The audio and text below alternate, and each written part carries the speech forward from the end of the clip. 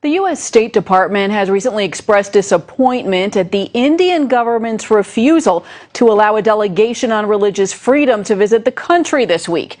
3 delegates from the U.S. Commission on International Religious Freedom were scheduled to visit India, but they were not granted visas. One of those delegates is Father Thomas Reese, and he joins us now from our Washington, D.C. bureau. Father, thanks for joining us today. Good to be with you, Heather. What was the purpose of your delegation's scheduled trip to India? Well, the reason we like to visit countries is so that we can get the actual facts and circumstances of the situation of religious freedom in a country by visiting it, by talking to religious leaders, talking to people on the ground, and also talking to government leaders to get their side of the story. Our responsibility is to advise the President and the State Department on the situation around the world in terms of religious freedom. And India is one of the places that we wanted to get a first-hand view and understanding of the situation so we could be very fair and accurate in our report. Father, did the Indian government give any reason for not granting the visa to you? No, not really. This is actually the 3rd time that they have turned us down, not given us visas, which is kind of sad. I mean, India is a dynamic democracy. It claims to be a non-sectarian state. It has pledged itself to international agreements on religious freedom. So what is it hiding? Why isn't it willing to have us come and look at the situation? And what is the situation that you wanted to look at? What are the concerns about religious freedom in India? Well, one of the biggest concerns is there's a lot of interreligious conflict and violence going on. There have been situations where thousands of people have been killed in conflicts between Muslims and Hindus.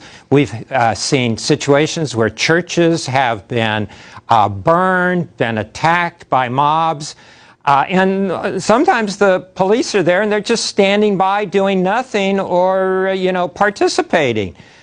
This is not the way governments should act, not governments that are committed by their constitution and international agreements to protecting religious freedom.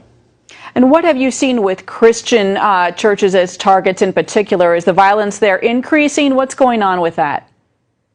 Well, what's most disconcerting is that recently there's been a lot of Hindu nationalist groups that have been pushing an all Hindu India agenda, basically telling Christians go to Europe. India is only for Hindus. Telling Muslims go to Pakistan. And so we've seen that kind of atmosphere, that kind of rhetoric encouraging radicals to attack churches, to disrupt religious services, to actually injure and rape people who, Christians and others who, don't follow the same faith they do. This is just terribly unacceptable. And some of these groups, frankly, are groups that support the party of Modi, and he needs to speak out against it. He needs to condemn it.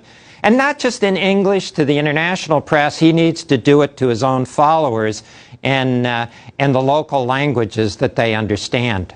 What is your hope at this point going forward? You have not received visas. You've applied multiple times. What's the plan now? Well, our plan is to do our report to the best ability that we can. We have other sources of information, obviously newspaper reports, NGOs and other groups, religious leaders who come and visit us in Washington and report on what's going on there. We would have liked to have had firsthand personal contact with the Indian people in their country and with their government and their religious leaders. But, we're going to do the best we can with our report, lacking that personal contact. All right, and Father, can you tell us a little bit more about these radical Hindus and their attacks on churches? I know our audience is especially interested in that. Well, it's really bad. One of the things, for example, is that, for example, if a Hindu decides he wants to become a Christian, okay, under international agreements and any concept of religious freedom, a person should be able to follow their conscience, to either change their faith or keep their faith, whatever they want. But they're stirring up trouble frequently by saying, oh no, these people are being forced to become Christians, which is utter nonsense. And then so that riles up mobs and crowds to attack Christian churches and Christian ministers. This is the kind of thing that we're very concerned about. All right, Father Thomas Reese, a lot going on, a lot to pray about. Thanks for joining us.